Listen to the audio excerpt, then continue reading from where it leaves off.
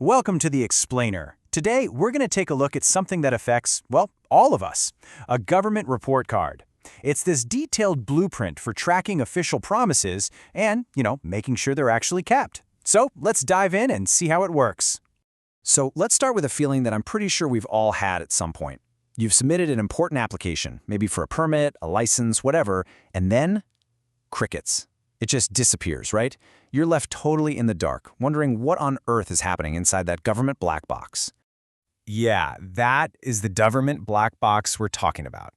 It's that super frustrating moment of total uncertainty when you're just waiting. It really does feel like your request just vanished into thin air.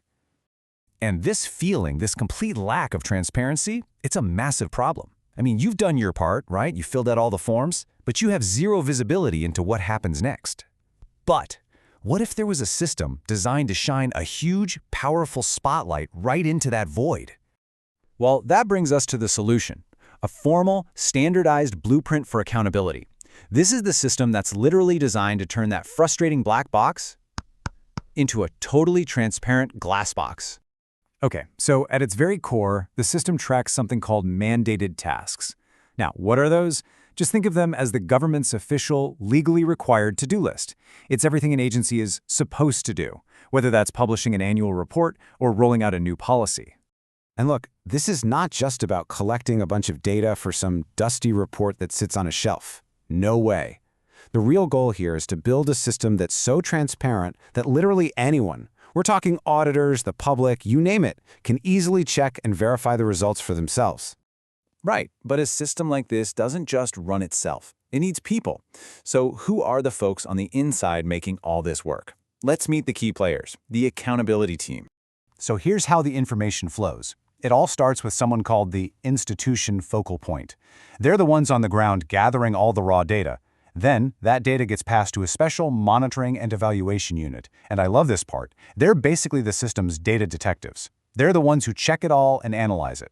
Finally, their findings go straight to senior management, the leaders who actually have to act on what they find. Okay, so how does all that raw data get turned into something useful, something that leaders can actually use to make decisions? Well, this is where the whole process gets really interesting. This is where we see the system's true power. So our data detectives are basically looking at two main things. On one hand, you have the internal stuff. Are those mandated tasks we talked about, the government's own to-do list, actually getting done on time? And on the other hand, you have the public-facing side. How well are they handling requests from you and me, like processing thousands of license renewals? Now, before they even think about analyzing anything, the data gets a serious scrub down. They're checking everything. Is it complete? Does it make sense? Are there any weird sudden spikes or drops that look suspicious? This whole validation step is absolutely crucial, because you have to make sure the final report card is accurate and fair. And here's what's really fascinating. The system doesn't just tell you that things are delayed, it tells you why. And the breakdown is pretty revealing. Check this out. A huge chunk of delays are because applicants are missing documents. It's not always the government's fault. This kind of detail is a game changer because it helps pinpoint the real bottlenecks, whether it's people submitting incomplete forms or maybe holdups with other agencies.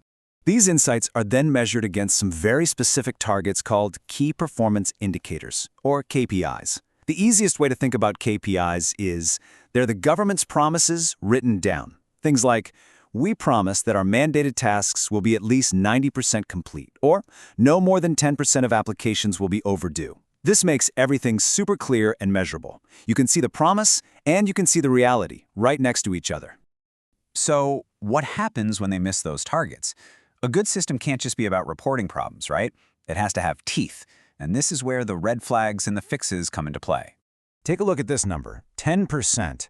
That's the absolute max they're aiming for when it comes to overdue applications. And listen, if that number creeps any higher, it's not just a missed target on some spreadsheet. No, it's a critical warning sign that a public service is failing and needs attention, like right now.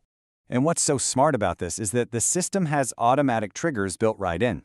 So when performance drops below a certain level, say more than 20% of applications are overdue, it doesn't just wait for the next quarterly meeting. An alert, a big red flag, is automatically raised and it demands immediate attention from the top brass. And we're not talking about a simple slap on the wrist here. The consequences are very real, and they're designed to force things to get better. It could be anything from a formal warning letter to requiring a whole corrective action plan, or even mandating a complete redesign of the process from the ground up. Okay, let's zoom out for a second. Beyond all the data and the processes, why does a system like this really matter? What's the big picture? This is where it all connects back to you and me. Well, it's pretty simple, really. A system like this transforms governance from that black box we talked about into a glass box. It shifts things away from just guesswork and, oh, I think things are going okay, and moves it toward hard data. It creates a culture where decisions are based on evidence, and where problems can't just be ignored or buried in paperwork. And really, that's the ultimate takeaway here. What might look like a kind of dry, boring process document on the surface is actually an incredibly powerful tool. It fosters transparency, it enforces accountability, and ultimately, it drives better, faster public services for all of us. Which kind of leaves us with one last question to think about, doesn't it? Is your government this transparent? How are the services you rely on every day being measured? It's definitely a question worth asking.